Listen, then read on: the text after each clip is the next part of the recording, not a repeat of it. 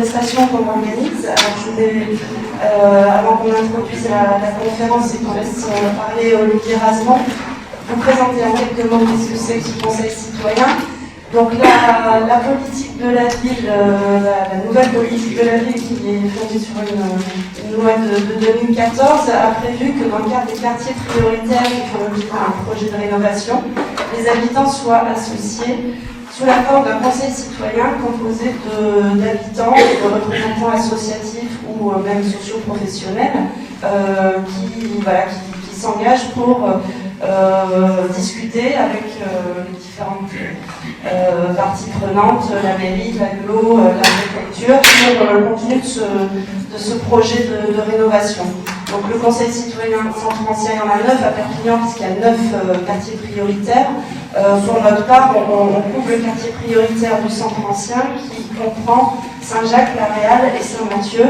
Donc des quartiers prioritaires qui ont été définis par rapport à un certain nombre de critères, notamment par rapport à un niveau de vie inférieur à une certaine valeur. Donc on essaye de réfléchir et on a aussi l'intention effectivement de ces moments d'échange pour réfléchir autour de l'avenir de ce centre-ville de Perpignan. Voilà, je vais laisser la parole à Mathieu pour nous introduire la conférence de ce soir et effectivement pourquoi on a choisi ce thème pour cette première manifestation. Bonsoir.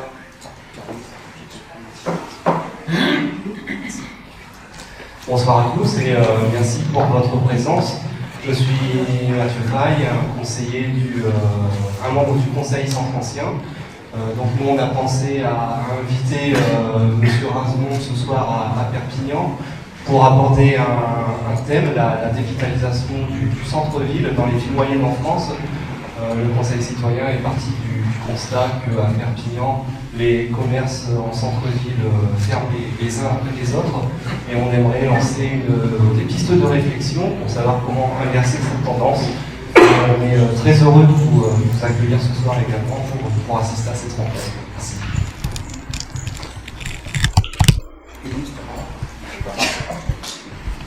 Après la conférence, on aura bien sûr un moment d'échange d'échange de réactions, questions-réponses par rapport à... Merci. Alors, ça marche. Un petit peu. Je ne pas pour ça. Non.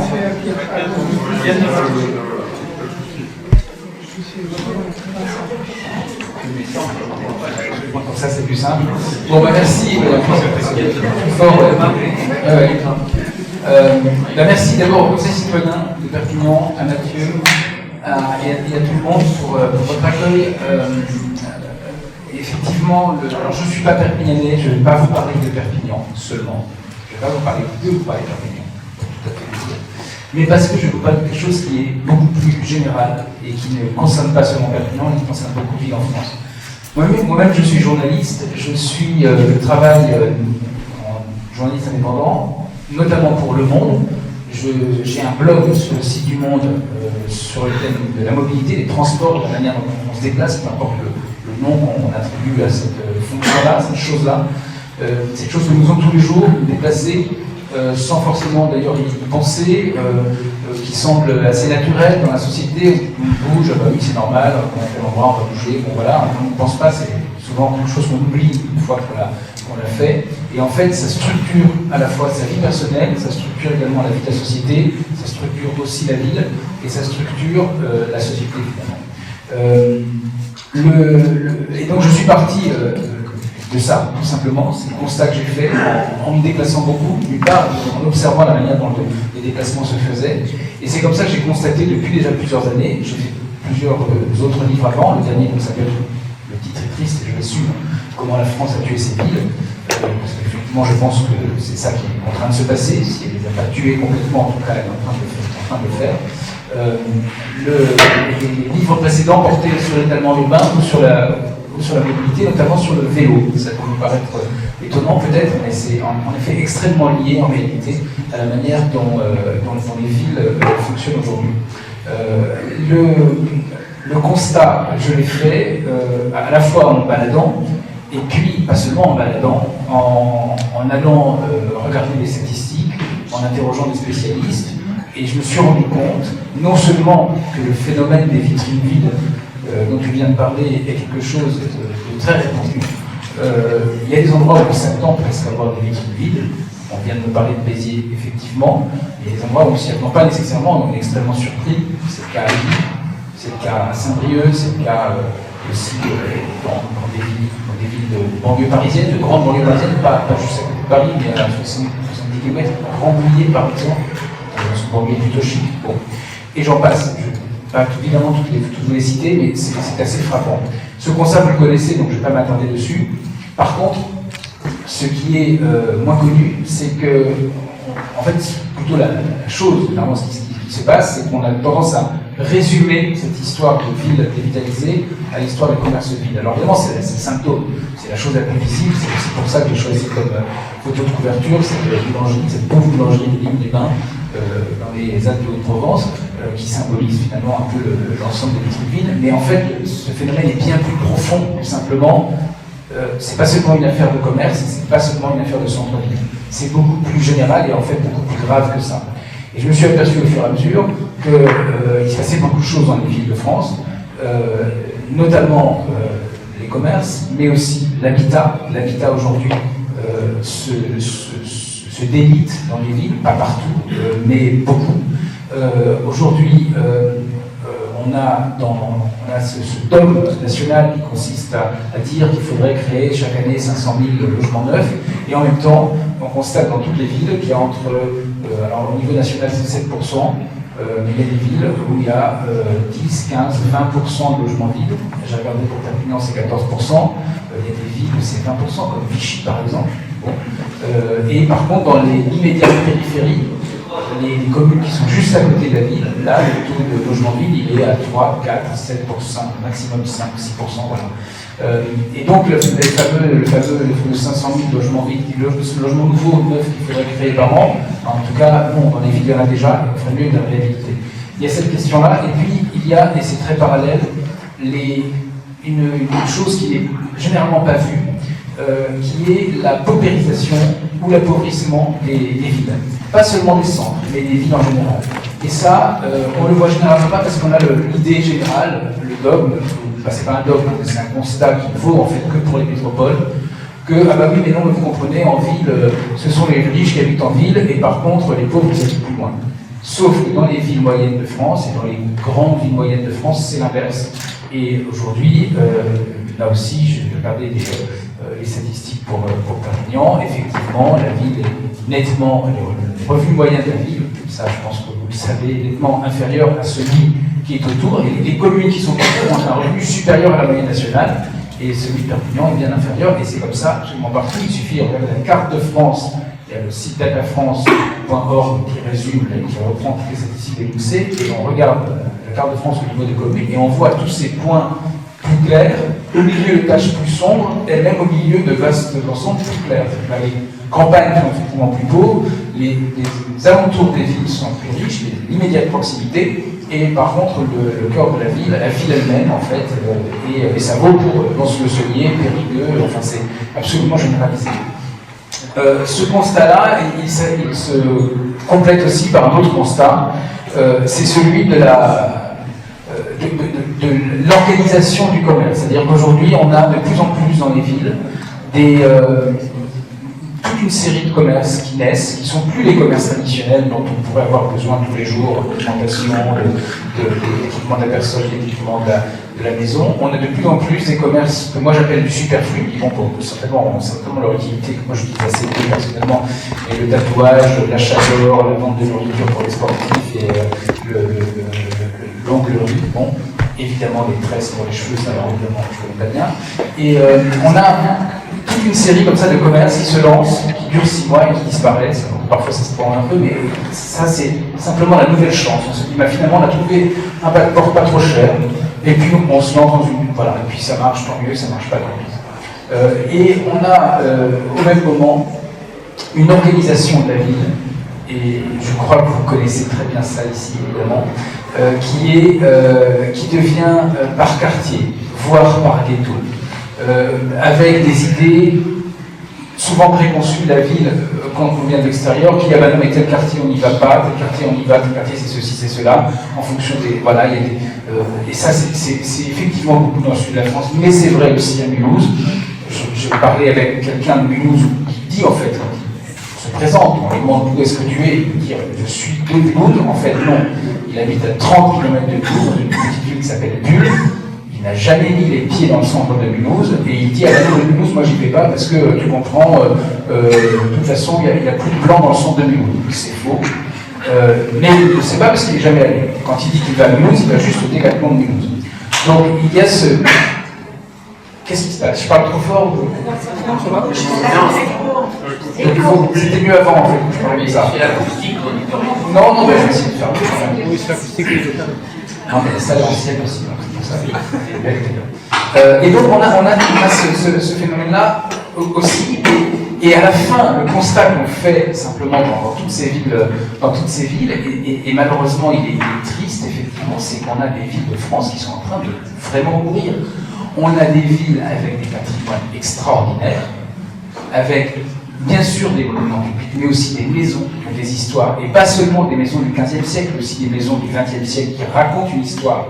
On a des bordures de rivières, des bordures de fleuves, on a des parcs anciens, on a toute une série de choses. Et ça, on est en train de les brader, en fait.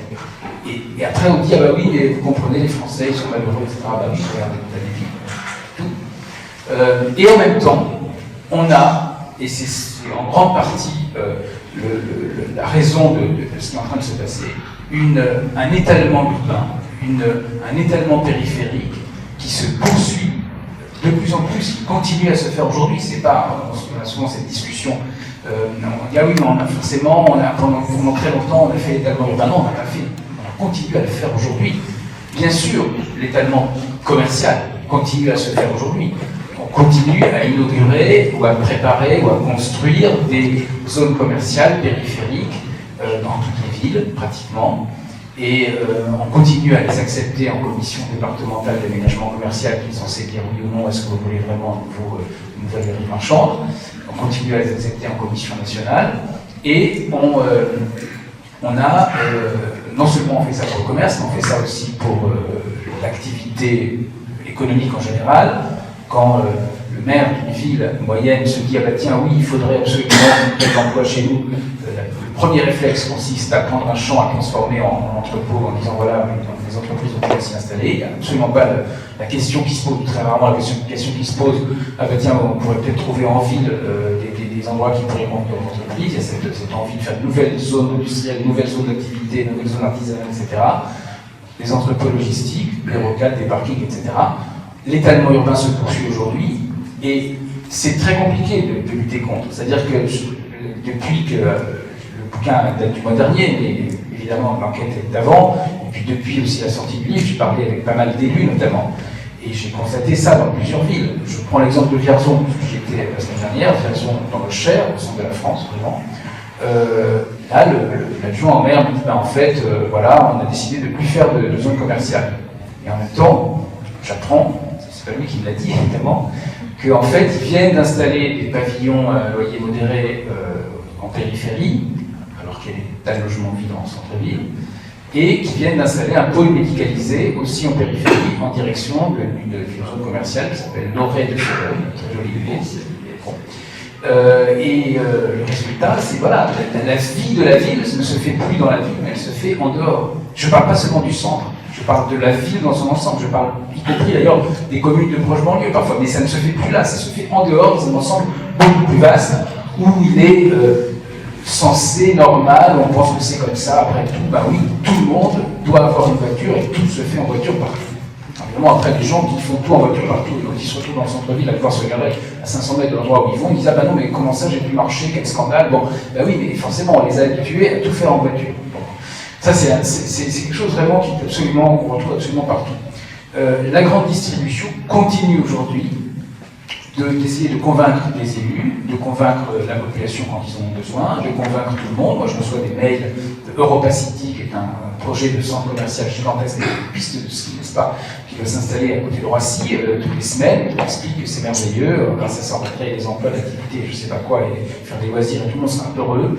Et je reçois ça, et ils ont une stratégie qui est absolument réfléchi, qui est organisé, qui dit ben voilà, en fait, il y a du commerce potentiel, on veut le capter sans même réfléchir à l'état de la consommation. La consommation en France a tendance à encore un peu augmenter ou à stagner, mais ça ne veut pas dire qu'elle diminue, ça ne veut pas dire non plus que pour certains trucs elle diminue, mais dans l'ensemble ça va, il y a de la consommation, c'est un pays riche, mais on veut encore continuer de créer des endroits où on est censé consommer. Non seulement les commerçants des villes ne supportent plus cette situation, commencent à se dire ça commence à bien faire, bien sûr il y a des citoyens qui se disent ça commence à bien faire, et puis, et ça j'avoue que j'ai été surpris de l'apprendre, mais il y a aussi des enseignes, H&M, Jeff de Bruges, Zara, etc., Pandora et compagnie, qui disent attendez, Quick aussi, qui disent attendez, arrêtez. Moi j'ai assisté à une discussion comme ça entre un représentant de Chef de Bruges, donc le chocolat, qui parlait avec la représentante de Carmila. Carmila, c'est le promoteur de l'immobilier du groupe Carrefour, et qui disait mais arrêtez de construire des nouveaux centres commerciaux parce que nous on n'arrive plus à suivre. Vous allez, on va pas savoir où s'installer. On a déjà, je sais pas, je sais pas combien ils ont de magasins en France, mais on a déjà 200 magasins. Vous voulez en créer de nouveaux centres commerciaux partout, on n'a pas les moyens d'avoir 50 magasins de plus, la consommation n'augmente pas autant. Et donc on a vraiment un ras-le-bol de ce truc-là, et en même temps, tout ça, on a finalement ces constats qui sont relativement connus dans les villes concernées, mais qui, à Paris et dans les grandes métropoles, ne sont pas vraiment compris. C'est assez frappant. Alors la discussion personnelle avec les gens, simplement à Bordeaux, à Lyon ou à Paris, c'est toujours, enfin pas toujours. Maintenant ça commence à monter. Les gens ont toujours une ville de référence en disant bah oui mais c'est vrai, moi je connais Saint-Dizier, Châteauroux, Abbeville, bon. Mais sinon ça arrive régulièrement que les gens disent ah ben non les villes elles vont bien. Pourquoi tu dis ça? Bon, on voit pas le sujet. Dans les débats de la campagne présidentielle, quels que soient les partis politiques, il n'y a pas un élément qui parle de la question des villes. Jamais. Quand on parle des villes de province, comme on dit, eh ben on parle en fait, on dit la chose suivante, on dit les espaces ruraux. Mais vraiment, l'autre jour on m'a dit, j'étais dans un colloque à Paris, quelqu'un me dit ah mais il paraît que tu as fait un livre sur la ruralité. La ruralité, Perpignan, Saint-Étienne, Dunkerque, Toulouse, c'est pas des zones rurales, à ma connaissance. Donc il y a une méconnaissance, parce qu'effectivement, il y a Paris, il y a les grandes villes, et puis il y a le reste, là, la jolie campagne un peu profonde, et puis c'est tout. Donc il y a une méconnaissance qui apparaît bien sûr comme du dédain, qui n'est pas forcément d'ailleurs du dédain, c'est parfois juste de la méconnaissance. Et il y a deux manières de traiter ça, c'est avant on n'a qu'à mettre ça dans l'aménagement du territoire, tout, ou alors on n'a qu'à mettre ça dans croissance et emploi, de toute façon avec la croissance et l'emploi qui va revenir comme chacun sait depuis 15 ans, ça va tout régler, voilà. Et croissance et emploi ça veut dire quoi? Ça c'est l'argument évidemment des grands distributeurs qui disent bah, regardez, vous maire de Guéret, vous allez voir, on va vous créer 80 emplois à côté, etc. Et le résultat, c'est qu'est-ce qu'on fait quand on crée comme ça des zones commerciales en périphérie, notamment commerciales, mais aujourd'hui c'est plus seulement les zones commerciales. C'est les maternités, c'est Pôle emploi, c'est les cinémas, c'est les hôtels, c'est tout ça. En fait, on détruit de l'emploi en ville. Parce qu'à une surface égale, on a moins besoin de personnel dans des grandes surfaces que dans des petites surfaces. Donc, et là, il y a une méconnaissance de tout ça, ou une sorte de facilité, parce qu'évidemment, les élus se disent, après tout, là, on promet la création de 200 emplois d'ici la fin du mandat, enfin, tout, je vais les prendre, c'est déjà ça le prix, et puis voilà, on verra bien plus tard, on verra bien quand ça sera plus mon tour de diriger. Mais il y a une vraie question, et moi, je crois beaucoup aux citoyens. Je crois que les élus sont en train de prendre conscience de ça. Moi, j'en ai rencontré plusieurs, j'en rencontre évidemment forcément, et il y a des maires qui disent, bah non, il faut arrêter. Non seulement, moi je les rencontre, mais ce que je lis aussi dans la presse régulièrement, la communauté d'agglomération de Saint-Omer, c'est dans le Pas-de-Calais, qui dit maintenant c'est terminé, les zones commerciales on les refuse. Le maire d'Épinal qui dit la même chose. etc. Il commence à y avoir des éléments. Après, c'est difficile pour eux de lutter, parce que c'est compliqué, ils sont face au grand sourire du distributeur qui lui dit « Ah mais non, vous savez, on prend en votre ville, hein. » Bon, très bien. Si par contre ils sont appuyés par des citoyens qui leur disent « Attendez, arrêtez », et des commerçants bien sûr, et qui leur disent « Arrêtez, regardez, songez à l'avenir de notre ville », là ça peut bouger. Alors, bon, ce constat il est un peu triste, je suis un peu désolé. En même temps, je pense qu'il faut tirer le signal d'alarme, parce que je ne suis pas le seul à le faire. Hein. Il y a non seulement des livres, mais aussi des films, et puis aussi tout simplement des initiatives publiques aussi qui se prennent là-dessus. Il commence à y avoir pas seulement des rapports qui s'écrivent, mais aussi des gens qui se rencontrent, la Caisse des dépôts qui réfléchit à ça. Bon, ça reste un petit peu minimal, c'est pas encore complètement monté au niveau de l'État, mais enfin bon, on peut espérer que ça va le prendre. Simplement, je ne voudrais quand même pas vous laisser sur ce constat un peu sinistre. Je pense qu'il y a plein de choses à faire. La première chose, c'est d'abord de prendre conscience. La deuxième chose, c'est de se poser la question de qu'est-ce que c'est qu'une ville. De ne pas se dire juste, et comme c'est souvent le cas, ah bah oui, mais non, mais c'est un problème des commerçants, on n'a qu'à réunir les commerçants et de s'en préoccuper. Non. C'est la ville dans son ensemble, c'est l'ensemble des habitants, c'est l'ensemble des forces vives, comme on dit, mais c'est en fait, en l'occurrence, je pense que c'est nous tous ici, en fait, dans les villes. Et puis, il faut se poser la question, c'est quoi une ville? Une ville, c'est un endroit où on se croise, où on marche, où on se voit. C'est un écosystème, d'une certaine façon. C'est un endroit ancien, pas forcément très ancien. Là, Perpignan, c'est une ville ancienne, mais toutes les villes ne sont pas aussi anciennes. Mais simplement, c'est un endroit qui a une histoire et qui est, d'une certaine façon, en tout cas ces bâtiments, a priori en tout cas, relativement immuables, en tout cas les bâtiments eux-mêmes. Et donc, ça veut dire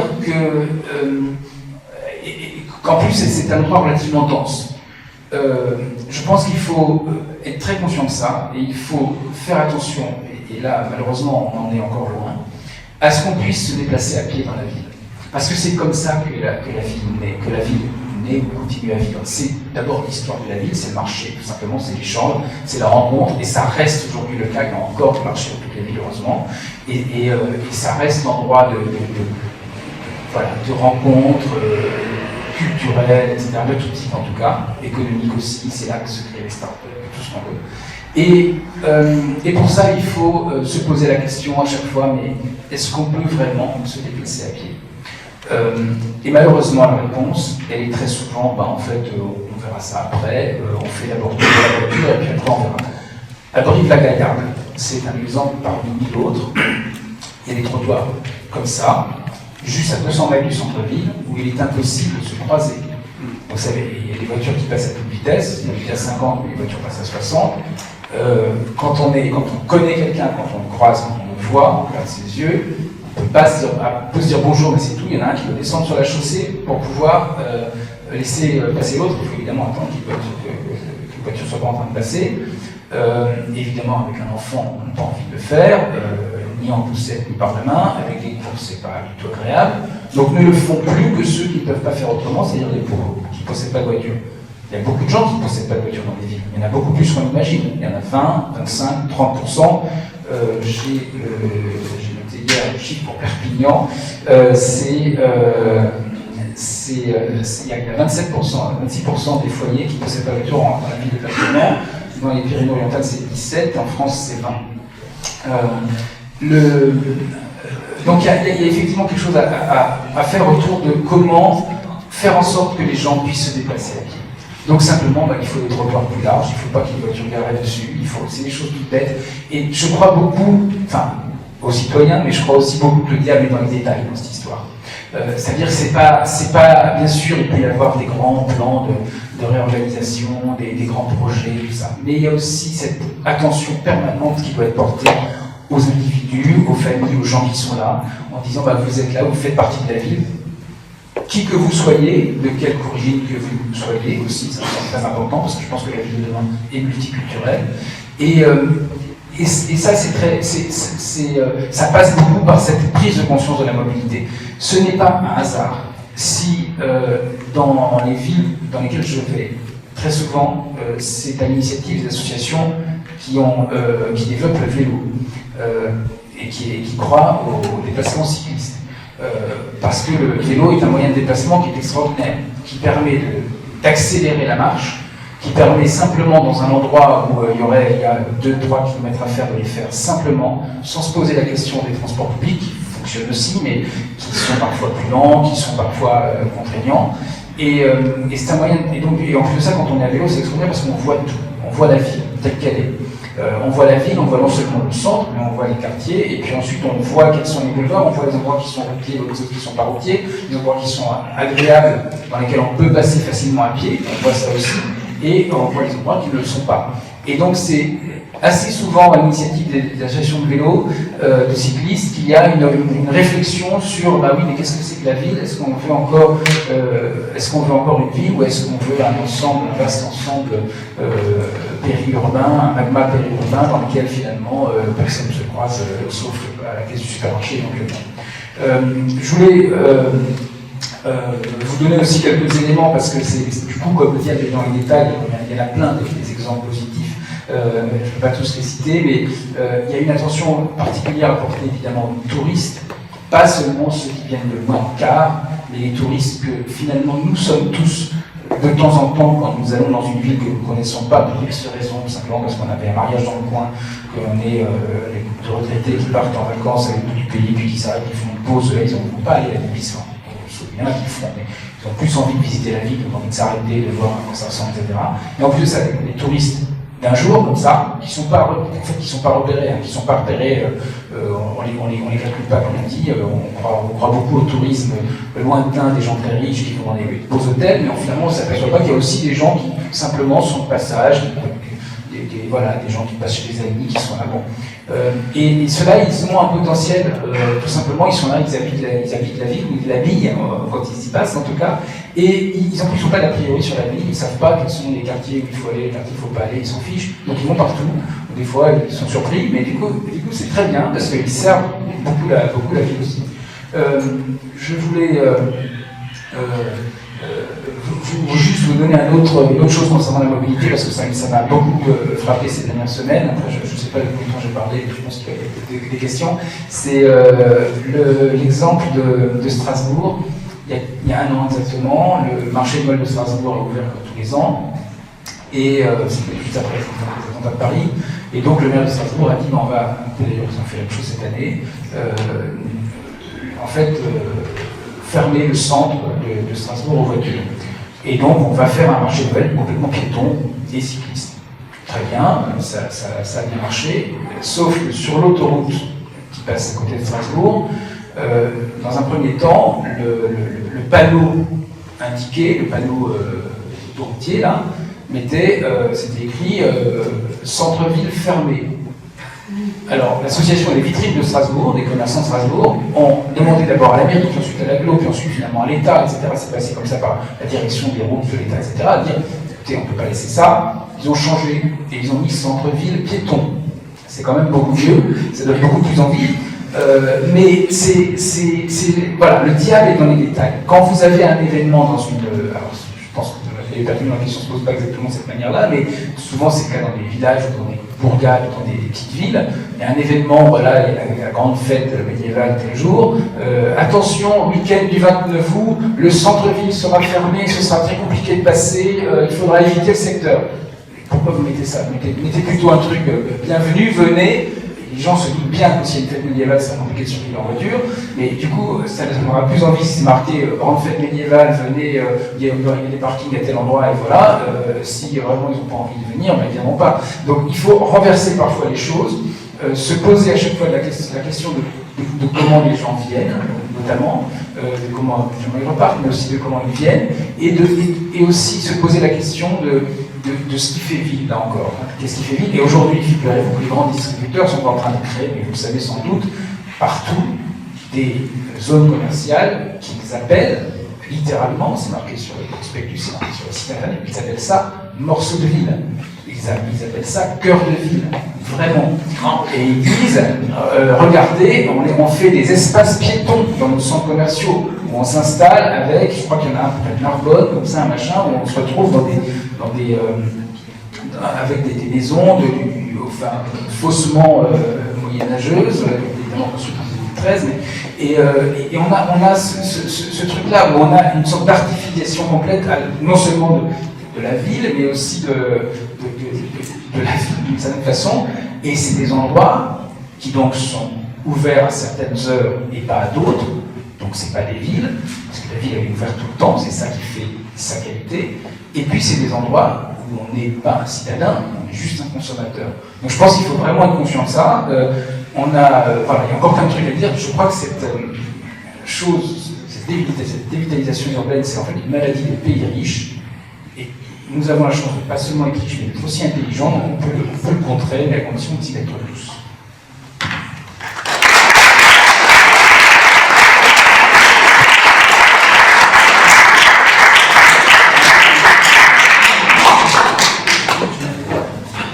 Merci beaucoup pour tous ces éléments. Donc on vous propose de passer le micro dans la salle, de prendre 2-3 réactions peut-être à la suite et d'avoir un moment de réponse d'Olivier Rasbon par rapport voilà, il y a 2-3 questions pour commencer, pour s'échauffer.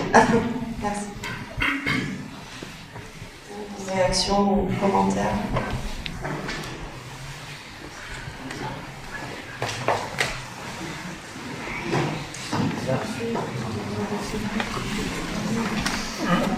Bonjour.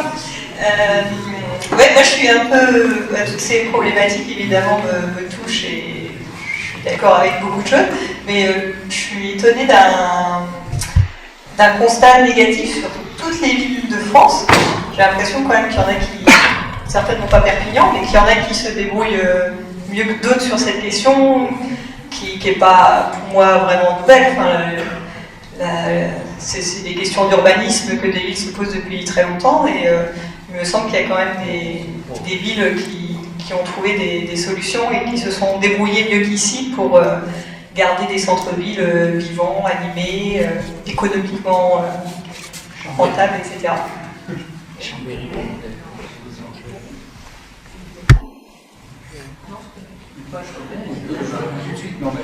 Comme ça, c'est plus simple. Ouais.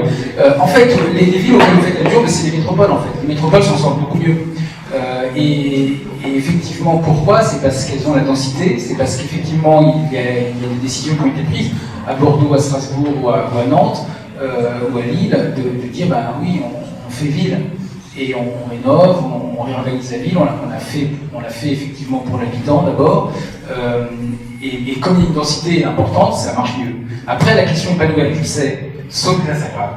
Sauf que les marqueurs qu'on a, les marqueurs, notamment la fameuse vacance commerciale, qui est mesurée de manière très précise par la Fédération des enseignes, continue de s'aggraver année après année. On est passé à presque 10% de vacances commerciales dans l'ensemble des villes. Ça s'aggrave notamment dans les petites et les moyennes. Donc je pense que malheureusement, on n'est qu'au début du constat. En fait. Mais effectivement, les villes qui... Alors, en fait, ce qui se passe, c'est qu'il y a des villes qui tiennent parce que c'est des métropoles. Il y a des villes qui tiennent aussi parce que c'est des villes touristiques, tout simplement. Et du coup, il y a finalement un lot touristique, une venue touristique qui fait, pas seulement l'été, mais aussi tous les week-ends de printemps et d'automne, qui fait que ça tient, à la fois commerce et l'État. Et puis, les villes qui tiennent bien, je crois savoir, dans l'ouest du département, mais je ne suis pas allé, donc mais le journaliste de la semaine aussi, on me l'a dit, qui en fait tiennent bien parce que finalement, il n'y a pas la place autour, comme c'est en pleine montagne, de construire des hypermarchés.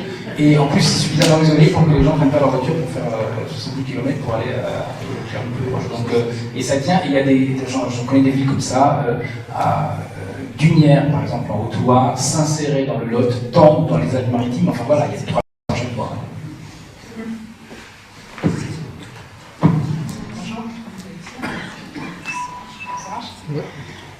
Vous avez dit à un moment, je suis assez étonnée, vous avez dit, par exemple, Jeff de Bruges, qui justement n'était pas prêt à implanter autant de magasins, et d'un autre côté, donc ils n'arrivent pas à suivre.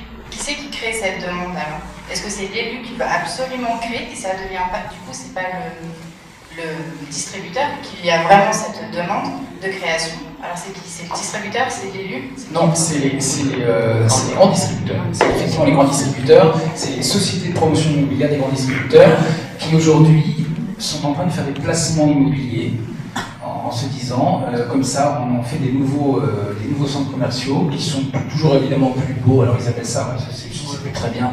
J'avais noté toutes les, c'était extraordinaire, c'était ces nouvelles vagues, c'est évidemment très inédit, mais j'ai oublié les noms, enfin c'est 2.0, 3.0, 2.3, je sais plus, mais en tout cas c'est absolument extraordinaire, et qui en fait ont à la fois pour vocation de constituer des placements immobiliers, et de remplacer les vieux centres qui fonctionnent plus trop, parce qu'il y a aussi le phénomène des friches commerciales. Et après tout, c'est pas grave, les friches commerciales, on s'en fiche, mais on fait des nouveaux. Et c'est vraiment une manière d'investir de l'argent dans l'immobilier. Les banques suivent, ça continue à marcher, donc voilà. Effectivement, c'est en train de tuer tout le secteur du commerce.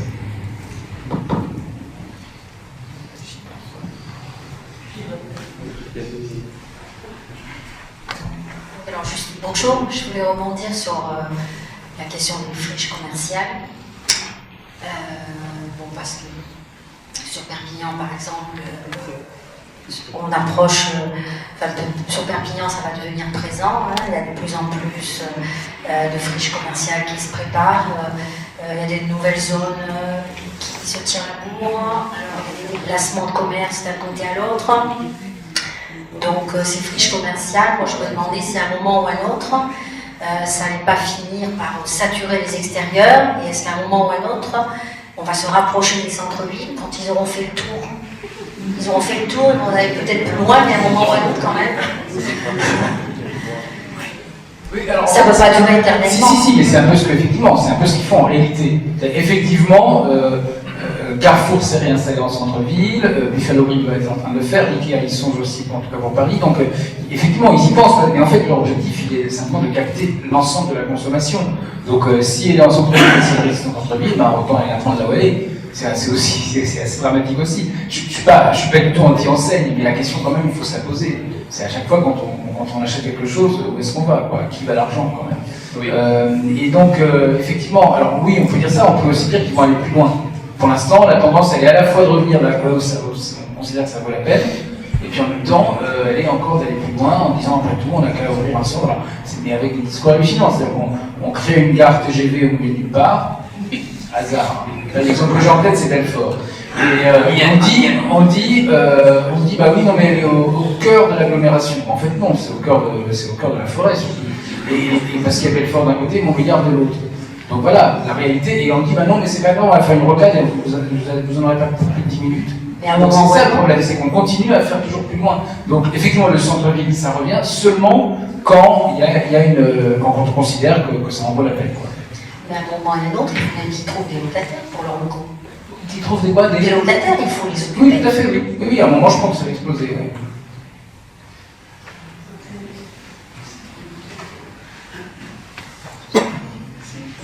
Bonjour. Vous avez dit au début de votre exposé que les centres-villes étaient des lieux de rencontre et qu'on y marchait à pied. Est-ce que la piétonisation de tout centre-ville historique est le préalable absolu? Non. Il faut privilégier le déplacement à pied, mais ça ne signifie pas, ces deux notions qui sont souvent confondues, alors que finalement elles n'ont pas grand-chose à voir l'une avec l'autre, il ne s'agit pas de tout piétoniser du tout. Il vaut mieux finalement rendre agréable la ville dans 100 rues, donc en fait enlever 20% des voitures dans 100 rues, qu'en enlever 100% dans 3 rues. Il vaut mieux que ce soit un endroit où en fait la voiture reste la bienvenue, parce qu'on en a besoin, parce qu'elle passe, parce qu'il faut des livraisons, puis il y a aussi bien sûr des destinations, des gens qui viennent, etc. Mais à condition que la circule. Et puis il y a des parkings aussi, tout simplement, il faut énormément soigner les parkings. C'est pas juste, alors aujourd'hui on a transformé très souvent toutes les places des villes en parking, mais la question c'est où est-ce qu'on les met, s'ils sont trop dans le centre, le problème c'est que ça fait du trafic, donc c'est assez désagréable, etc. Mais non, il ne faut pas nécessairement tout piétoniser. Il y a des endroits oui, mais c'est pas forcément l'objectif unique. Par contre, il y a des endroits où il faut le faire, parce que quand on était ce midi place de la République, effectivement, alors, je ne sais pas comment c'était avant, mais je trouve que c'est extrêmement agréable et que du coup ça donne une valeur ajoutée énorme à cette place. Oui. Il y a deux questions devant, en fait. Ici. Pardon, je m'appelle Antoine Gasquet, je suis rédacteur de cette semaine de Roussillon. Donc, on a fait une interview d'Olivier Razeman dans le dernier journal. Je voulais rajouter quelque chose à ça, on en avait parlé au téléphone. C'est la dimension sociale qu'il y a dans les cœurs de ville, les cœurs de ville, les villes, les quartiers de ville et les villages, et qu'on a perdu. Et on avait parlé de ça avec Olivier Razeman.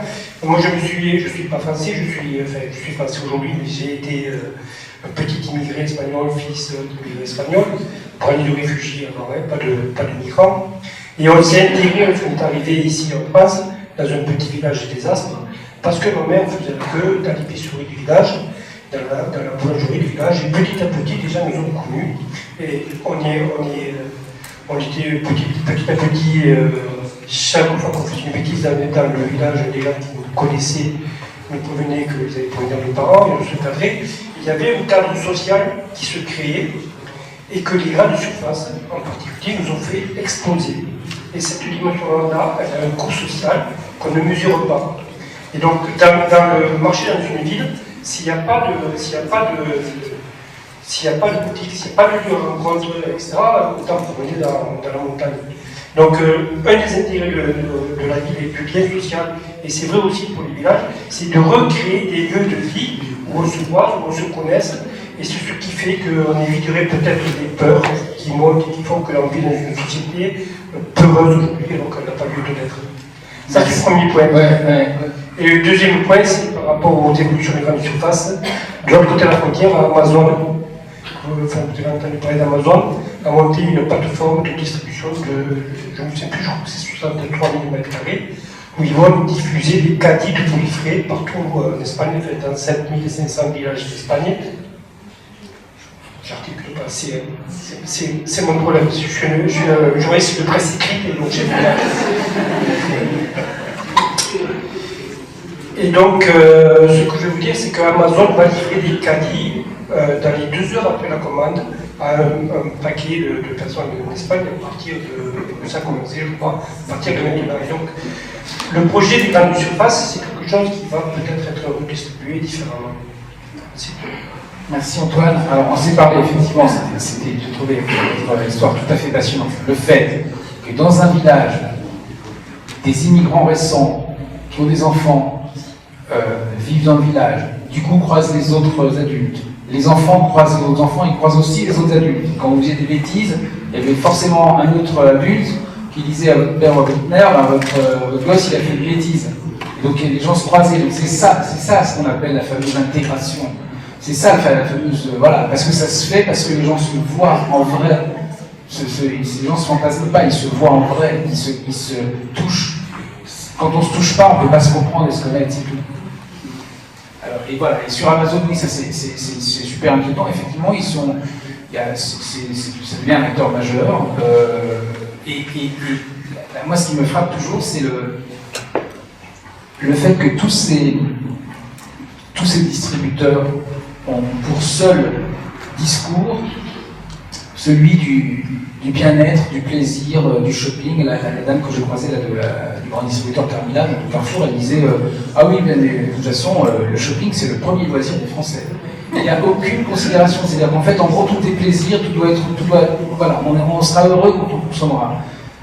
Je ne dis pas qu'il ne faut pas avoir plaisir à consommer, mais simplement réduire l'être humain à simplement sa capacité d'acheter pour avoir immédiatement quelque chose qu'il a désiré juste avant, je trouve ça assez grave. Bon. Alors, je trouvais très intéressant tout ce que vous avez dit. Vous avez pris un angle beaucoup sur les déplacements, les zones commerciales. Je voulais quand même rappeler, parce que c'est pas pour vous faire concurrence, qu'il y a un certain Christophe qui a publié plusieurs livres sur la France périphérique. Je me retrouvais quelquefois dans certains des commentaires que vous faisiez. L'un s'appelle La France périphérique, et le dernier, que j'ai trouvé très intéressant pour un enseignement de lecture, s'appelle Le crépuscule de la France Nord. Bon, ça c'était juste un point, je suppose que vous connaissez. Enfin, bon. Alors, ensuite, voyons, j'ai mis un peu les choses dans l'ordre, parce que sinon ça se fait. Alors, les zones commerciales, ça va être très bref. Moi, j'ai entendu dire que Perpignan était le champion de France en mètres carrés de zone commerciale pour 100 000 habitants. Bon, ça c'est un point qui mériterait, si vous pouvez le confirmer, mais je trouve ça effectivement assez atterrant. Il faut rappeler qu'un parking de supermarché, c'est Errand qui nous avait dit ça dans une conférence à Paris, qu'un parking de supermarché, en moyenne, sur l'année, un mètre carré, parce qu'il y a les allées, il y a les trucs, tous les espaces neutralisés, un mètre carré de supermarché et de parking de supermarché est utilisé 15% du temps sur l'année.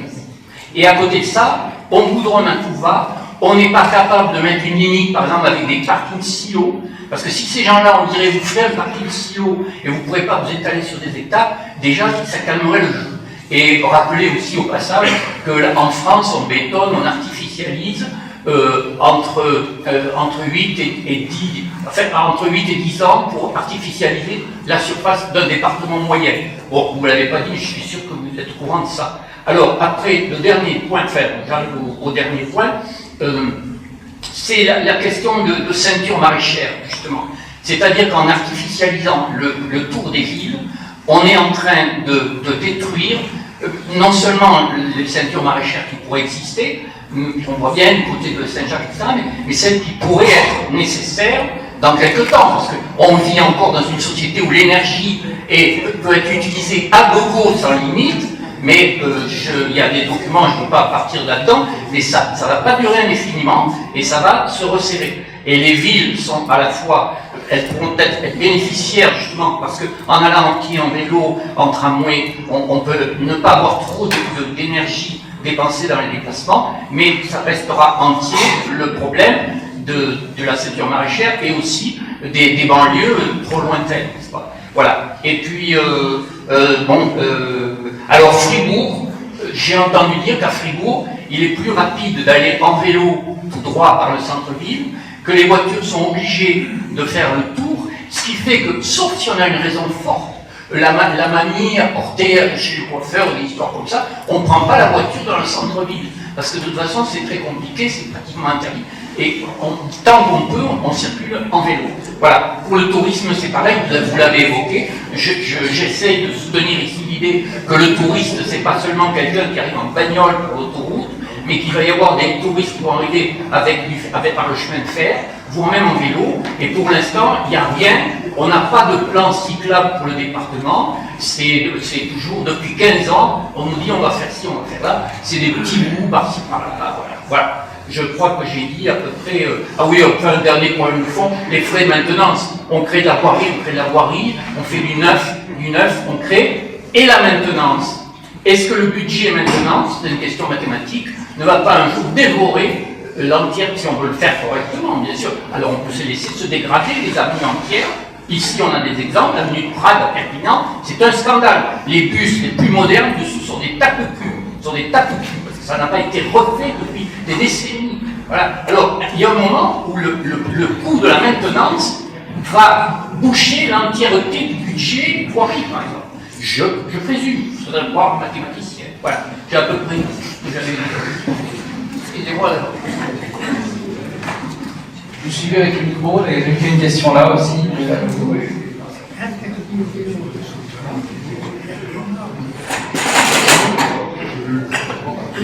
Il n'y a apparemment pas de réponse à ce que vient de dire le monsieur. Moi, je vais vous demander peut-être d'essayer de répondre.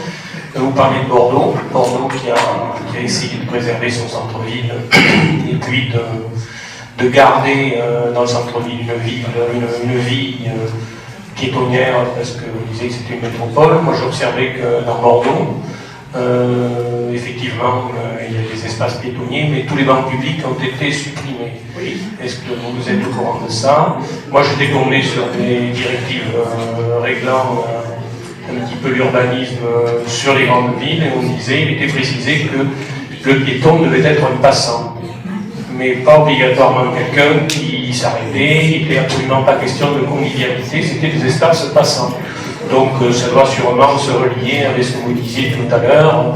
Les personnes passent et viennent là pour venir consommer, mais pas pour faire du bien. Oui. Non, il y a plein de choses à dire, mais merci pour tous ces témoignages. C'est vrai, les bancs publics disparaissent partout. mais cet après-midi, j'en ai pas trouvé beaucoup dans Perpignan. J'en ai trouvé place sur l'esplanade, je me suis arrêté. Mais sinon, effectivement, je pense qu'il y a cette espèce de... Vous vous souvenez, quelques années, au moment de Noël, le maire d'Angoulême avait mis des grilles sur des bancs, pour éviter que les clochards voilà, cette espèce de on oublie, la ville, en fait, c'est comme un corps humain. Des fois, ça sent mauvais, la vie. Mais c'est tellement merveilleux, c'est-à-dire ça ne fait pas que sentir mauvais, donc il faut l'accepter dans son ensemble.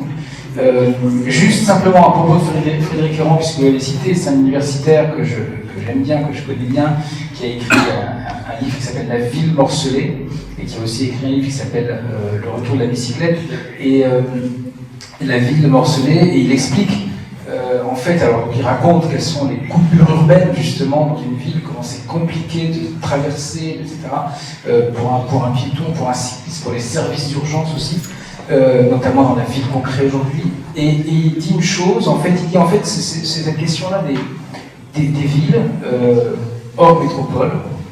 Il n'est pas examiné par les universitaires. Lui, il est universitaire, il est économiste, donc il a une bonne connaissance en tant que chercheur de ce qu'est l'université aujourd'hui. Il dit en fait, c'est pas examiné parce que c'est transversal. Ça demande des connaissances dans différents domaines. Et c'est pas juste de la géographie, c'est pas juste de la sociologie, c'est pas juste du commerce, voilà, ça demande beaucoup de connaissances, et donc voilà. Donc évidemment, en tant que journaliste, moi j'ai pas du tout la prétention d'être universitaire, je voudrais surtout pas être universitaire, mais c'est pas que je n'ai pas envie de moi de le faire en tout cas. Et du coup, effectivement, en tant que journaliste, c'est plus facile parce que j'observe, je regarde, je confronte, etc. Et je raconte. Et voilà. En tout cas, lui dit que c'est quelque chose d'assez compliqué à appréhender. Et puis, vous avez parlé de voilà, non, il y a plein d'autres choses à dire, mais le champion de France des hypermarchés, malheureusement, je crois qu'on m'a dit ça à peu près partout. Ah bon? On m'a dit ça à Calais, on m'a dit ça à Avignon, on m'a dit ça à Nantes. À chaque fois, c'est ah mais non, mais ici, en fait, il y a plus de. Alors ça dépend, évidemment, le calcul n'est pas toujours le même. C'est soit le plus grand centre commercial d'Europe, soit la plus grande proportion par habitant, soit le nombre de mètres carrés par je sais pas, etc. Peu importe le calcul, mais malheureusement, en fait, la raison, c'est qu'effectivement, il y en a beaucoup trop partout.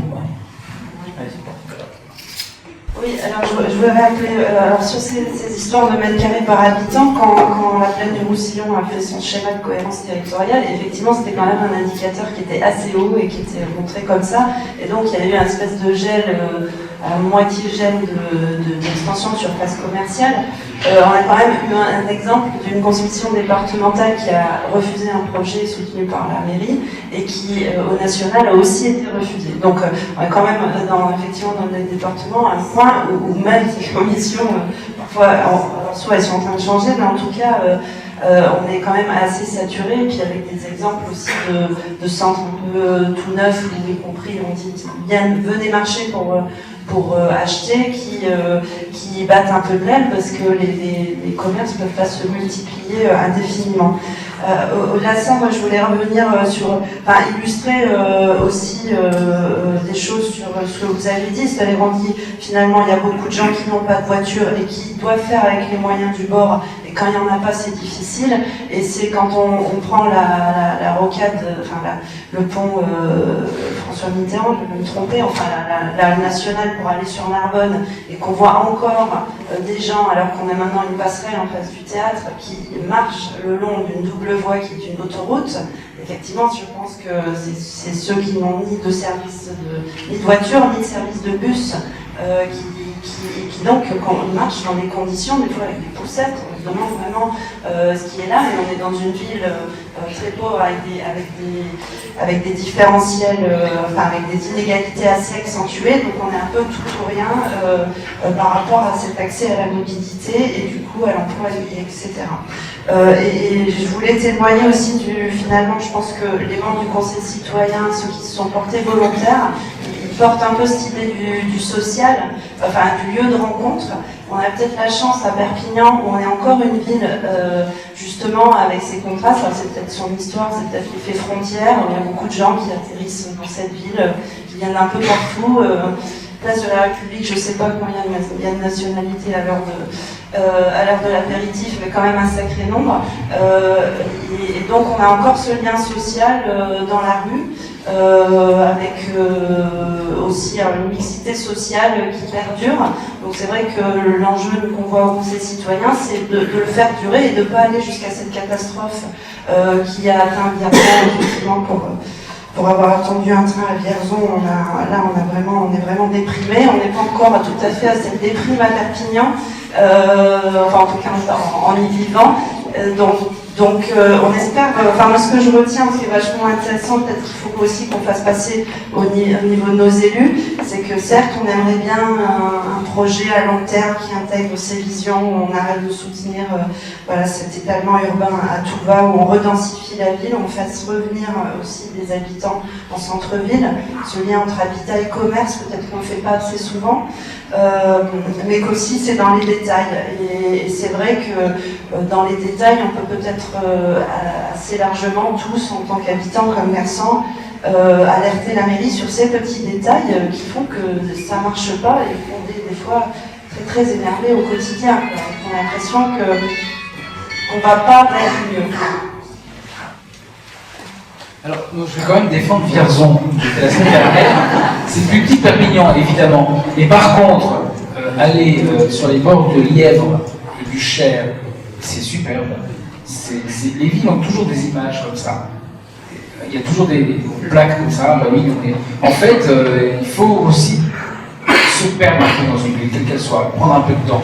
Oui, il y a la rue Joffre, qui est la rue, ancienne rue commerçante, oui, c'est devenu une catastrophe. Mais sinon, il y a plein d'autres endroits superbes. Et en plus, quand on est un peu dans une ville, alors moi, je suis passé une journée, mais bon, on commence à rencontrer des gens, on apprend des choses. J'ai acheté du fromage de chèvre, du miel. Oui, moi je suis conseillère départementale sur le canton concerné par justement un certain nombre de rénovations et dont la situation des habitants est quand même assez difficile. Et je voudrais dire que je suis d'accord avec vous sur le fait que c'est un sujet, la dévitalisation des centres-villes et tout ce que nous vivons à Perpignan en particulier, mais pas que, donc j'ai bien compris, qui n'est pas vraiment, à mon avis, pris en compte d'un point de vue global, politique. Et je crois qu'effectivement, et je me félicite d'une initiative comme aujourd'hui qui nous permet d'échanger à ce niveau-là. Pour ma part, pour Perpignan, moi je trouve que, alors je sais, vous parlez de plusieurs villes dans ce cas, j'ai bien compris, mais je trouve qu'on est quand même dans une situation où il y a, je crois, 10% des commerces qui ferment. Il y a des rues entières, la rue des Augustins en tête, et d'autres qui sont... ça fait mal au cœur, comme je suis aussi perpignanaise. J'ai toujours vécu à Perpignan, une citadine convaincue, et vraiment je pense qu'on est beaucoup à être inquiet du devenir de notre ville. Et bon, moi je l'attribue en partie, je suis complètement d'accord avec votre analyse. Bon, il y a la question de la paupérisation qui est quand même forte, il y a quand même 32% des jeunes de Perpignan qui vivent en dessous du seuil de pauvreté. Je crois que ça pèse, que là il y a des mesures à prendre au niveau national de ce point de vue. D'un point de vue local, c'est vrai qu'il y a beaucoup de logements vacants. Il est possible, il se fait, je pense que ça pourrait être développé, que le logement social s'empare, en tout cas puisse se développer dans les centres-villes beaucoup plus qu'il ne le fait. Je pense aussi que la disparition d'un certain nombre de services publics de proximité contribue à dévitaliser les centres-villes. La question aussi de le stationnement gratuit, ça a été dit. Moi, je crois que beaucoup de gens disent nous, on ne vient pas au centre parce qu'on va payer le parking. Et donc, c'est important. Et je pense aussi qu'il n'y a pas que le centre-ville. Moi, j'ai le sentiment que dans les quartiers de Perpignan aussi, il y a disparition de beaucoup de commerces notamment. Et que finalement, ce qu'on appelait le petit commerce de proximité, il est pris aussi par des Carrefour City et autres, donc qui finalement tuent le commerce de proximité. Et bon, ce qui est des bouchers, des boulangers, etc., il y a beaucoup de disparitions. Donc, est-ce que ça aussi c'est un phénomène global? C'est une question que je vous pose. Phénomène de ville. Et dernière chose, pour ne pas être trop longue, moi je crois que la fiscalité aussi me paraît être un élément qui est lourd quand même, parce qu'à Perpignan, la fiscalité, elle est lourde. Donc je pense que c'est dissuasif pour beaucoup de gens de s'installer à Perpignan. C'est un élément. Et enfin, moi il me semble que les citoyens devraient être, quand je dis citoyens, c'est vraiment tout, les citoyens, les élus et l'ensemble des collectivités, parce que la cohésion sociale, bon, je suis conseillère départementale, la cohésion sociale, la solidarité, ça fait partie aussi intégrante de tout ça. Il me semblerait important qu'il puisse y avoir la construction d'un projet pour la ville qui implique tous ces gens, les citoyens, les associations, les commerçants et les collectivités. Des collectivités, ceci étant dit, qui sont quand même en difficulté elles aussi pour des raisons de financement. Donc voilà un peu quelques mots de vue sur la question. Merci. Juste le stationnement gratuit, je vous invite à regarder ça avec beaucoup de précision. Parce que il y a cette croyance que le stationnement gratuit va permettre aux gens de venir de loin. En fait, la voiture est un objet qui sert à tellement de choses que la plupart des gens qui vont stationner ne vont pas du tout venir pour les commerces, ne vont pas forcément venir pour la ville, mais vont venir pour plein d'autres raisons, vont passer, ou simplement se dire ah bah oui c'est gratuit donc on n'a qu'à se mettre là. Et ça, je crois qu'il faut vraiment faire très attention. Par contre, le fait d'avoir des parkings relais, des parkings pas vraiment, c'est pas le cas je crois, en fait, hyper simple, mais juste un tout petit peu plus loin, mais par contre bien, que ce soit ensuite fléché, qu'on puisse pas seulement fléché, mais que ce soit agréable de marcher à pied. Agréable de marcher à pied, ça veut dire des trottoirs suffisamment larges, ça veut dire plein de choses. Les villes qui ont voulu faire du stationnement gratuit, qui ont dit on va remettre des parkings dans le centre-ville, on va transformer comme à Béthune dans le Pas-de-Calais, on va transformer la grande place, qui est une place magnifique, place flamande avec des belles bâtisses, on va la transformer en parking au moins en temps de partie. Elles sont en train de revenir. À Béthune, 30 000 habitants, je crois, ils sont en train de. Je regarde Mathieu parce qu'il connaît. En fait, la municipalité commence à dire mais attendez, vous savez, il y a des tas de parkings dans la ville. Et puis l'adjoint, le conseiller municipal délégué au commerce a dit l'autre jour enfin bon, il faudrait dire aux gens qu'en fait ils peuvent marcher aussi. Et en fait, c'est ça. Et quand on marche sur un parking de supermarché, on marche bien plus. Et quand on fait toutes les travées, on marche bien plus. C'est pas beaucoup moins agréable. Alors, les supérettes peuvent permettre effectivement de faire toutes les courses au même endroit quand on en a besoin. Mais ensuite, le fait de profiter de la ville, ça n'est possible aussi que quand il n'y a pas toujours des voitures qui tournent parce qu'il y a un stationnement gratuit pas loin. À Bourges, il y a un centre commercial de centre-ville. Le directeur que j'ai rencontré la semaine dernière me dit la municipalité avait promis de faire un parking de 900 places à côté du centre commercial, pour les commerçants du centre-ville notamment, sauf qu'on n'a pas pu faire, on n'a pu faire que 350 places parce qu'on a fait des fouilles et on s'est aperçu qu'il y avait parce que Bourges est une ville aussi magnifique avec une longue histoire, et on s'est aperçu qu'on ne pouvait pas faire davantage que 350 places. Et il me dit en fait, de toute façon, les 350 places, elles sont pleines que 3 heures par semaine, le samedi de 15 à 18 heures. Donc, voilà, il faut juste faire très attention avec cette histoire de stationnement, se poser vraiment la question de savoir comment les gens se déplacent, faire des études, demander aux gens. À Rouen, il y a une étude, je ne sais pas mise en point parce qu'elle est parue au moment où j'étais en train de signer le bon à tirer pour l'imprimeur, mais on a demandé c'est un consultant connu dans le domaine de l'urbain qui a évidemment été mandaté par la métropole de Rouen pour demander aux commerçants, à votre avis, qu'est-ce qu'il faudrait pour dynamiser la ville. Et en fait, les commerçants ont répondu, à 80% d'entre eux ont répondu, il faut du stationnement. On a demandé à leurs clients, pas juste aux gens qui sont là, mais juste à leurs clients. À votre avis, qu'est-ce qu'il faut pour dynamiser la ville? 20% ont répondu, il faut du stationnement gratuit. Les autres ont répondu, il faut plus d'espace pour circuler à pied, moins de bruit, moins de pollution et des trottoirs plus larges.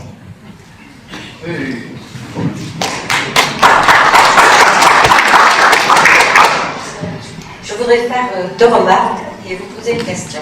Première remarque, quand j'étais jeune, il y a fort longtemps, en ville, l'été, ici, ville du Sud, les rues étaient pleines et on se promenait et on se rencontrait un peu comme le font les Espagnols encore dans quelques villes.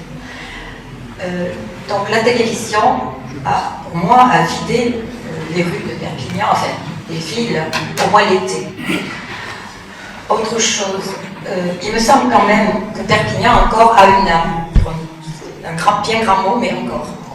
De même que quelques communes dans le département, on peut dire qu'elles ont une âme. Par contre, les quartiers périphérique de Perpignan n'en ont pas, me semble-t-il. Les commerces, comme vous disiez, partent, enfin, il n'y en a presque pas. Bien. Une question, ne croyez-vous pas que si, comme vous l'avez dit tout à l'heure, beaucoup de logements sont vacants? Je connais un quartier à Perpignan où 50% des logements sont vacants. Ne croyez-vous pas qu'il pourrait y avoir une politique fiscale qui favoriserait, qui inciterait les gens à restaurer ces maisons et donc à revenir financièrement, ça les intéresserait, et du coup il y aurait plus d'habitants et plus d'animation. Et quand même, une remarque que j'ai oubliée, l'été à Perpignan, il y a les jeudis. Les jeudis sont animés. On propose des spectacles qui sont parfois pas terribles, mais les rues sont belles. Enfin, du moins, le centre-ville est très fréquenté, vraiment. Hein, les restaurants sont remplis, les cafés aussi. Voilà.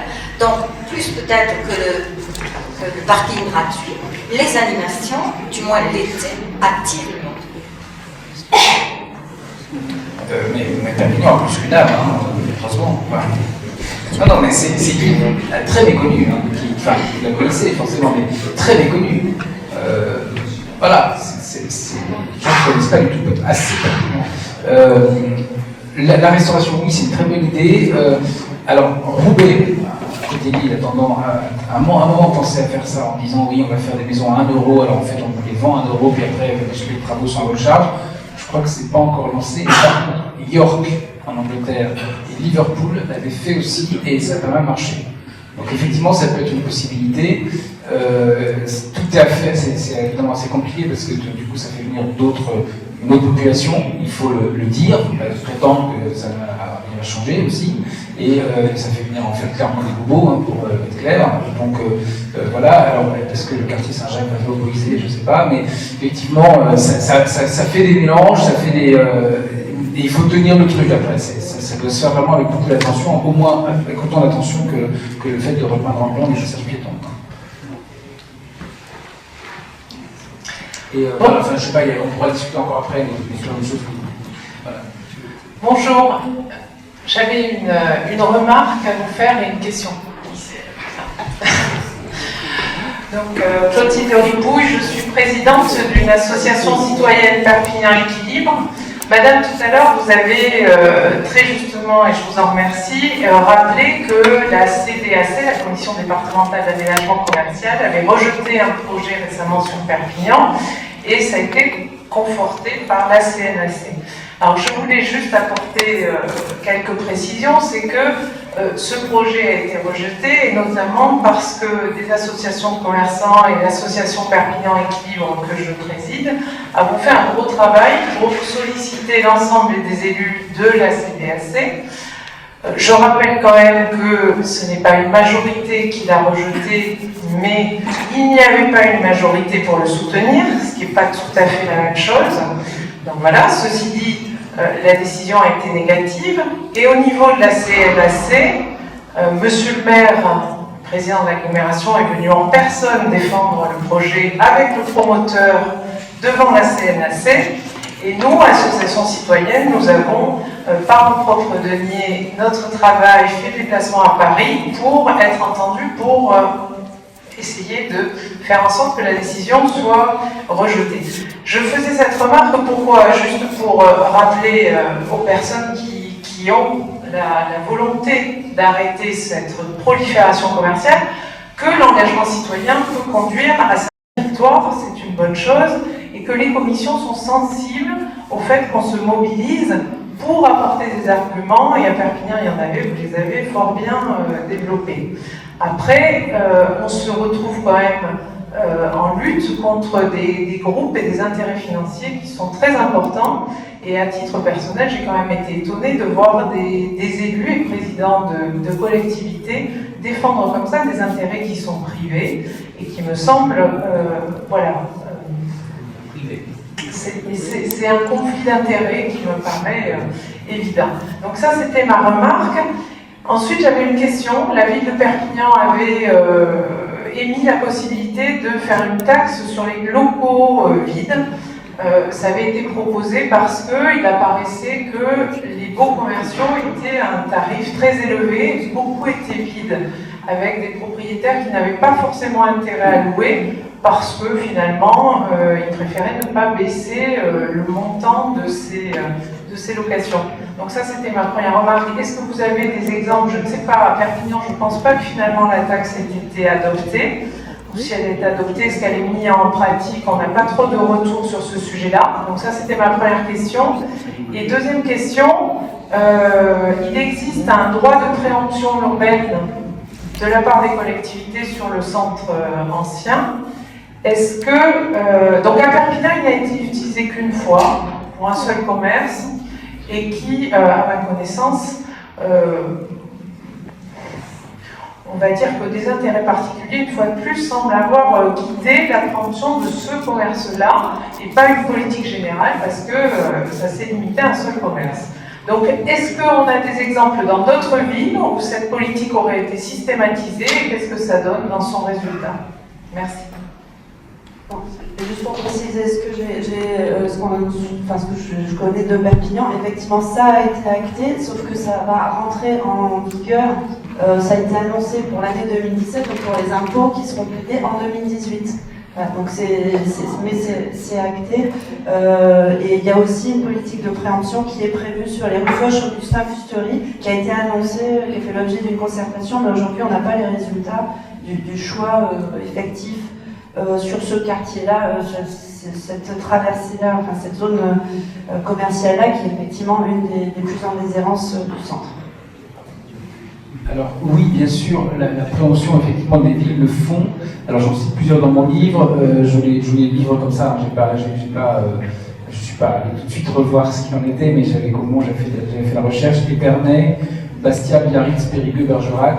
Et puis il y a des villes qui font un peu différemment, qui font soit des préemptions, soit des subventions en commerce. Il y a des actions publiques aussi sur le logement. Il y a des taxes sur les passeports vides aussi. Ça c'est à Pau, Cognac, Montmarsan, Dax. En fait, c'est très bien tout ça. La seule chose, c'est qu'on ne peut pas le faire non plus indéfiniment parce que c'est de l'argent. Donc ça peut être intéressant à certains moments. La taxe, ça peut être intéressant. Le fait de présenter, ça coûte quand même de l'argent. Ça doit pas être le seul outil, mais en effet, voilà. En tout cas, le fait que toutes ces solutions émergent montre que d'abord c'est un sujet complexe, et que comme tous les sujets complexes, c'est seulement quand on s'y intéresse vraiment dans le fond qu'on peut changer les choses. Et puis sinon, bravo, j'espère qu'on aura l'occasion de discuter après, mais pour ce résultat en CNAC, qu'est-ce que je crois, il y a Jean-Michel Gallet qui est là, que j'ai rencontré tout à l'heure, et qui peut peut-être expliquer ce qu'il est en train de faire, en fait, tout simplement. Je pense que c'est intéressant parce que ça montre que l'État s'intéresse quand même à quelque chose. Voilà. Il y avait une question. Alors non, mais non, mais posez la question. Mais voilà, bien sûr, posez la question. Oui, c'était une réflexion par rapport au flux et au lieu. On est entouré de flux, on ne fait pas le poids par rapport aux grands flux commerciaux, grandes distributions, Amazon, etc. Et on ne fait pas le poids, disons que c'est le prix qui nous capte. C'est les prix bas. Ils cassent les prix et en fait, ils nous offrent des choses qu'on va acheter. Et en centre-ville, il y a des endroits où je n'ai pas envie de rentrer, des magasins, parce que les prix sont prohibitifs, parce que... et donc, c'est pour dire que par rapport à ces flux, en tout genre, ça rejoint aussi la mobilité. On est capté par ces flux. La réaction qu'on pourrait avoir, notre chance, c'est de trouver des lieux où on a envie d'aller, des lieux où on soit bien, et où l'échange, la rencontre avec le producteur, l'acheteur, cette émergence de lieux en ville, mais c'est pas forcément en centre-ville, c'est là où on est, l'émergence de lieux créatifs et productifs, de rencontres, c'est ça qui nous fera sortir de la captation des grandes distributions, des grands flux. Donc il y a un rapport, c'est une réflexion pas très poussée, hein, qui émerge sur cette cette relation entre le flux et le lieu. Et la ville, elle est vivante s'il y a des lieux où on a envie d'aller. Voilà, enfin, c'était ça juste la réaction que j'avais.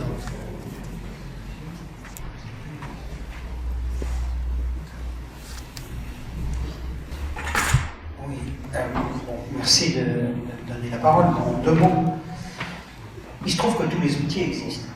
Tous les outils existent. Vous avez parlé de fiscalité, vous vous demandiez pourquoi une fiscalité, mais il y a éventuellement une fiscalité, notamment sur le centre ancien de Perpignan. On est dans un plan de sauvegarde et de mise en valeur où il y a une fiscalité avantageuse pour la restauration. Seulement, cette fiscalité, elle s'applique surtout aux bailleurs, elle ne s'applique pas beaucoup aux occupants. Donc ça, c'est peut-être quelque chose qu'il faut réformer. Mais il y a des outils. Il y a une zone urbaine sensible. Il y a un plan local d'urbanisme, il y a un schéma de cohérence territoriale, il y a un schéma de développement commercial. Mais le problème, c'est qu'il n'y a pas de chef d'orchestre.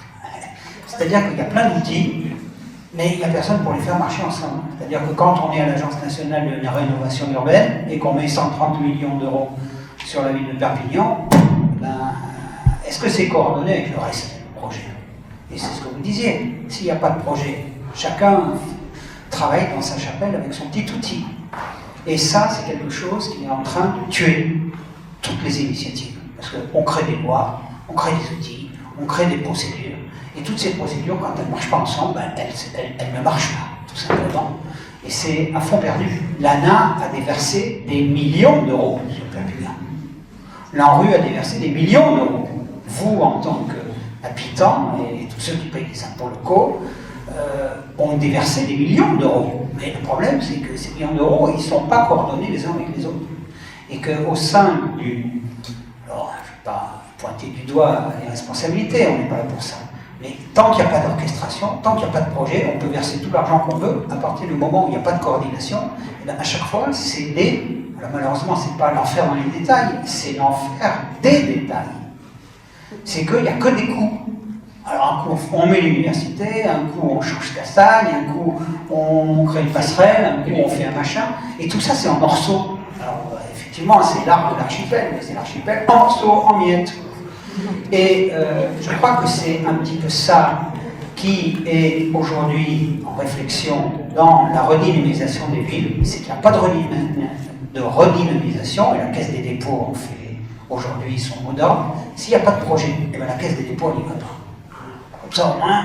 Donc, il y a un secteur qui se développe, un projet à la Caisse des dépôts et consignations. Ce projet ne s'applique qu'à des villes qui présenteront un projet global. Sinon, la Caisse des dépôts n'y va pas. Donc, à chaque fois, c'est donnant-donnant. Si la ville ne fait pas un projet global, eh ben, il n'y a pas de projet qui se développe avec la Caisse des dépôts. Et donc, aujourd'hui, Yves Dauge, que certains d'entre vous connaissent, pour terminer, un ancien député socialiste qui a créé la délégation interministérielle à la ville, donc qui avait le souci de la coordination, qui a été directeur d'architecture, hein, qui a dirigé la Commission nationale des secteurs sauvegardés, va remettre un rapport dans les jours qui viennent au Premier ministre pour cesser cet entassement, cette superposition, cette contradiction, cette concurrence entre les dispositifs et faire que dans les villes qui souffrent le plus, notamment les petites villes et les villes moyennes, mais il se trouve qu'il va y avoir le quartier Saint-Jacques, comme ça au moins vous êtes déjà au courant, il y ait une orchestration.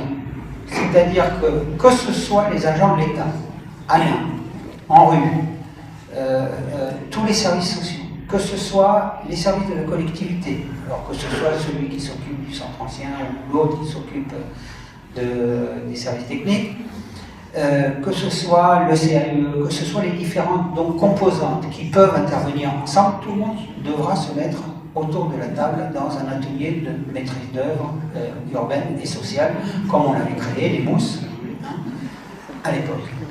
Donc ça, il faut le dire, vous travaillez avec Yves Dauge, parce que je ne sais pas si tout le monde vous connaît, moi je ne vous connaissais pas avant, mais présentez-vous. Non, mais il se trouve que je travaille avec Yves Dauge parce que je travaille au sein d'un réseau des villes à secteur sauvegardé, justement, et que Yves Dauge a été commissionné en fait par le Premier ministre dans le cadre de la nouvelle loi qui a été votée en juillet, qui est une loi sur la liberté de création, architecture et patrimoine, qui va changer, on va dire, un tout petit peu les règles de tous les espaces protégés en France.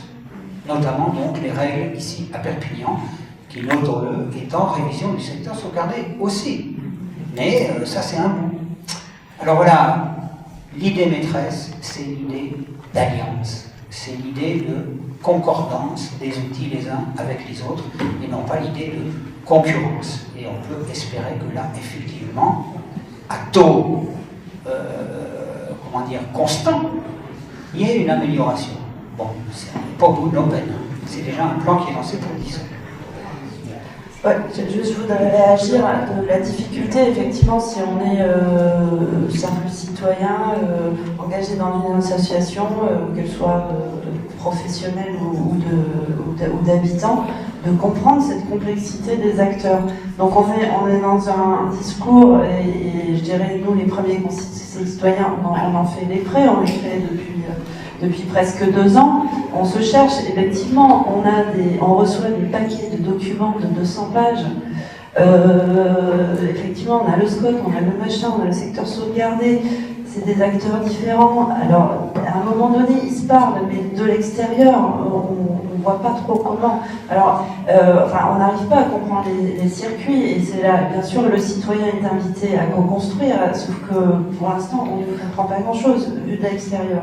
Donc, évidemment, ça donne plus de place et plus de poids à des habitants qui ont déjà une culture générale dans la profession ou de par leurs investissements. Donc ça crée aussi un fossé. On veut concerter les citoyens, oui, mais effectivement, lesquels, devant cette jungle administrative, on ne comprend pas grand-chose vu de l'extérieur. Bon, c'est un grand jeu, et on y rajoute effectivement l'injonction à la mairie, à l'agglo et aux autres, de dire, en plus, il faut que vous écoutiez les citoyens. Et déjà, on a ce manque de coordination entre les services, entre les différents acteurs institutionnels, et alors on rajoute les citoyens, donc on fait un peu des bouts de ficelle, donc c'est vrai que c'est important de souligner que ça doit se construire, et que si on veut faire participer les citoyens, il faut qu'il y ait un peu une clarification, et qu'on n'ait pas l'impression que les projets se décident par à coup, qu'on consulte, oui, mais après on décide un peu de façon unilatérale, et on déçoit du coup tout le dispositif de concertation, et on dégoûte les habitants d'y participer. Donc c'est vrai que là il y a quand même un enjeu aujourd'hui de rappeler cet enjeu de concertation, mais avec des bons outils pour donner de la bonne info et pour participer au bon moment. Non, mais il y a quand même des choses, c'est-à-dire que vous avez parlé tout à l'heure de cette opposition, y compris en commission nationale d'aménagement commercial contre un projet, etc. Il y a différents acteurs qui sont là. Si ça peut servir à ça, ce bouquin, que les gens se parlent, tant mieux, quoi. Je pense que les gens se connaissent, mais pas encore tout le monde, donc si ça peut servir à ça, tant mieux, quoi.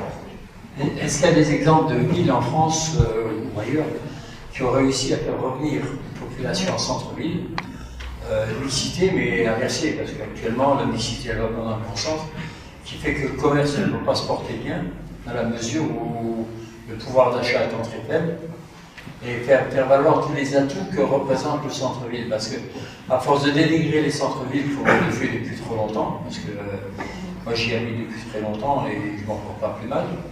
Donc ça fait qu'à un moment donné, on en arrive à ce que les gens fuient carrément. Enfin, quand on veut, vous avez même des logements qui sont corrects à louer. Les gens, quand ils entendent parler du centre-ville, c'est même pas la peine, même à des crypto-carrés et tout ce qui s'ensuit, ne veulent plus y venir. Donc, est-ce qu'il y a quelque chose ou des villes qui ont trouvé le moyen de faire valoriser justement tous les avantages? Parce que il est évident que quelqu'un qui habite en centre-ville n'a pas besoin ni voiture, ni vélo, enfin même, il consomme sur place, donc il fait revivre la ville. Si la ville revit par ses habitants, parce que si on avait repeuplé un peu la ville avec des gens qui se parlent, automatiquement le commerce en portera mieux, et si le commerce en portait mieux, de l'extérieur ça se verrait. Et en plus, avec une bonne mobilisation, est-ce qu'il y a des villes qui ont trouvé des solutions dans ce sens? Les bons exemples. Alors, les bons exemples, malheureusement, il n'y a pas de ville parfaite. On a parlé de Bordeaux, même Bordeaux n'est pas parfaite, évidemment. Évidemment, on a parlé de Fribourg en Allemagne.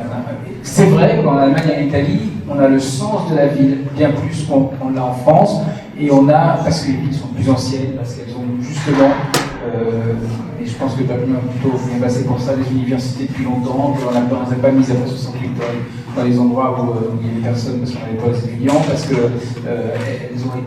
n'ont pas été désignées comme ça. Alors c'est pas non plus le cas de Perpignan, mais beaucoup de villes en France ont juste été désignées préfecture un beau jour, parce qu'il fallait une ville pour faire la préfecture, alors que c'est un pays extrêmement rural, et donc finalement les villes ont grossi par leur fonction administrative, et du coup aujourd'hui, finalement, se dévitalise parce que la fonction administrative n'a plus de sens non plus.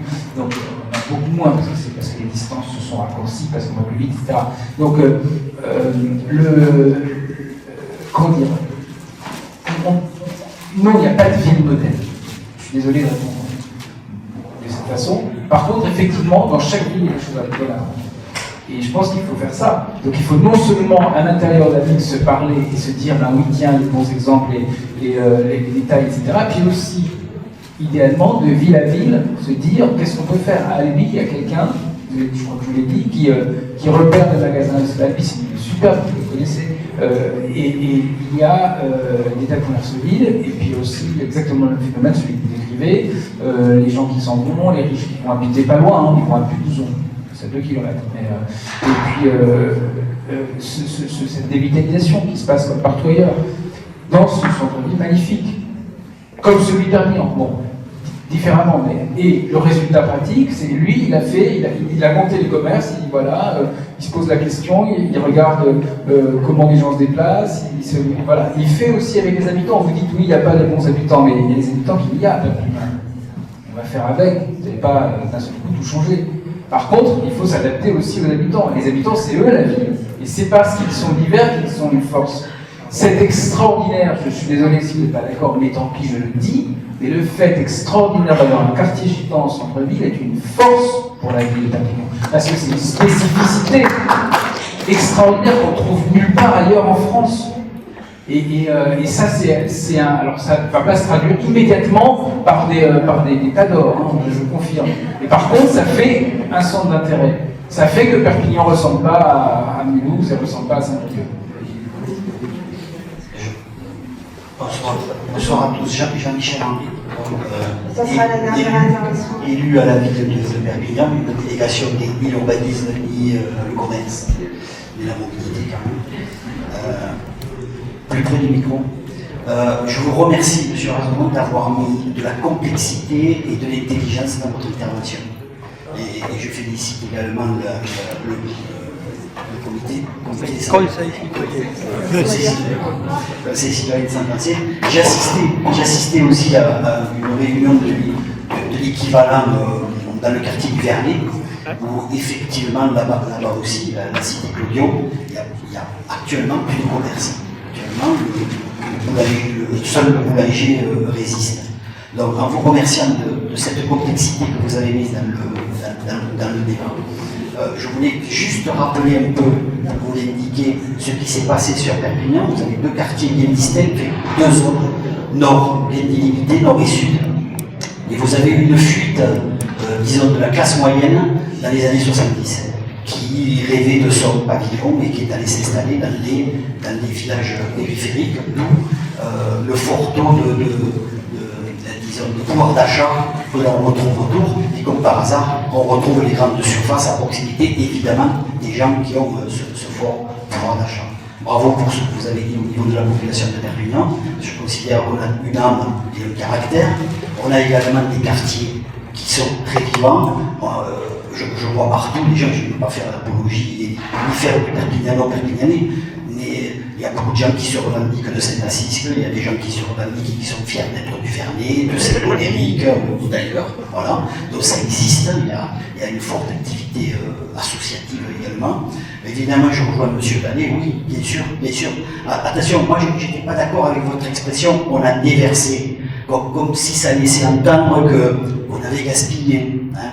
Donc, quand même, le grand plan de l'ANRU, oui, il a manqué beaucoup de médiation. C'est vrai, on a tous fait la faute en France de ne pas rajouter cet aspect très important de la médiation. En revanche, quand même, je m'excuse, quand vous allez dans les quartiers où l'ANRU est passé, quand même, ne serait-ce que Claudio Torcatis, on a une maison des sports, on a un stade neuf, on a une école d'infirmières, on a un centre commercial qui ne marche pas complètement, mais il faut gagner. Voilà. Non, mais, je ne dis pas que tout est parfait, mais pour ceux qui habitaient auparavant et maintenant, les logements ont été réhabilités, etc., on ne peut quand même pas dire que ça a été déversé, ça a été utilisé, et croyez-moi, il y a des habitants quand même qui en sont satisfaits. Voilà. Après, moi je ne fais pas de Perpignanais ni de politique, hein. C'est complexe, vous l'avez évoqué. Autre information, je sais que pour les baux, il y a une action qui est menée, alors je n'ai pas le détail, hein, je m'excuse, si j'avais su en parler, j'aurais peut-être demandé à mon collègue de me donner des renseignements supplémentaires, mais sur Augustin, sur Foch, ça se mène actuellement, hein, il y a une opération volontariste qui est menée, c'est loin d'être simple. Voilà. Je ne fais pas plus long parce qu'il est tard et peut-être une dernière personne peut intervenir. Est-ce qu'il y a une toute dernière question? Est-ce qu'on clôture là? Merci. Voilà, on vous pouvez continuer la réflexion. Les différents livres de Libération nous ont été fournis par la librairie Torcatis, donc sont à la vente, et on peut effectivement prendre un moment pour des échanges plus informels. Parce que pour clôturer, merci beaucoup de la qualité de ces échanges. Je retiens aussi qu'on avait peut-être une vision un peu trop centraliste, centre-ville ancien, aussi avec nous qui souffrait, mais non, c'est vrai que c'est une question qui répond à tous les enjeux, de tous les quartiers prioritaires et aussi de la dévitalisation des quartiers hors centre-ville. Voilà, là on se rejoint, il y a peut-être une problématique vraiment commune. Merci beaucoup Olivier Razon de toutes les informations apportées. Merci.